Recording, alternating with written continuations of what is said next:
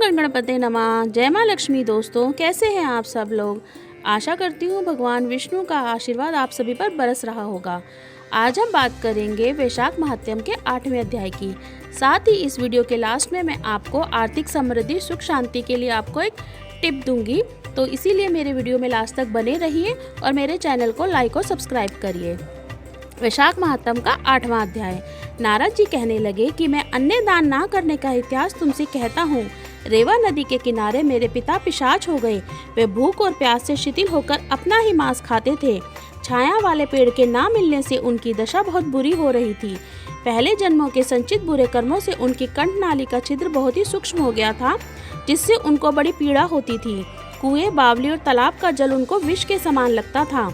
मैं गंगा यात्रा की ओर जा रहा था। उस समय रेवा नदी के किनारे पहुंचा तो मैंने ये अद्भुत दृश्य देखा कि एक हालमली के पेड़ के नीचे बैठा हुआ एक पिशाच अपना ही मांस खा रहा है और प्यास के मारे बुरी तरह से चिल्ला रहा है। वह मुझको देखते ही मारने को दौड़ा, परंतु मेरे तेज के सामने वह हताश हो गया।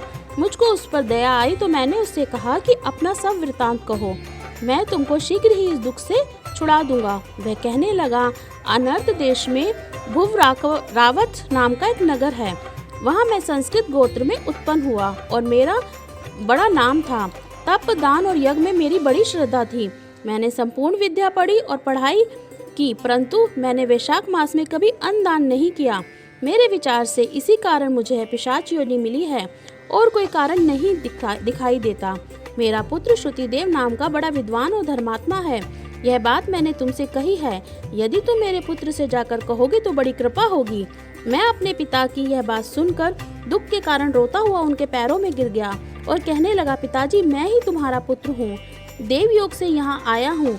आप मुझको आज्ञा दीजिए, मैं वही कार्य करूँगा जिससे आपका यह दुख दूर हो जाए। तब वह बड़ी प्रसन्नता के साथ कहने लगे कि यात्रा करके शीघ्र आ जाओ और मेष संक्रांति में स्नान आदि करके भगवान विष्णु के निमित्त अनादि किसी श्रेष्ठ ब्राह्मण को दान दो, जिससे सकुटुम्ब मेरी मुक्ति हो जाए। मैंने तीर्थ यात्रा करके घर का वैशाख के मास में अन्न दान किया। तब मेरे पिता पिशाच योनि से मुक्त हो गए और मुझको आशीर्वाद देते हुए विमान में बैठकर वैकुंठ लोक को चले गए। सो हे राजन, मैंने तुमसे धर्म का यह सारभूत कहा है। अब तुम्हारी क्या सुनने की इच्छा है वह मुझसे कहो। यहीं पर वैशाख महात्म्य का 8वां अध्याय संपूर्ण होता है। बोले विष्णु भगवान की जय। तो आज बारी है टिप ऑफ द डे की। तो मैं आज का टिप है हमारा कि अगर आप 43 दिन तक बरगद के पेड़ में कुल्हड़ से मीठा दूध चढ़ाएंगे व उस मिट्टी का तिलक लगाएंगे तो आपके घर में बरकत होगी। ओम नमो भगवते वासुदेवाय नमः।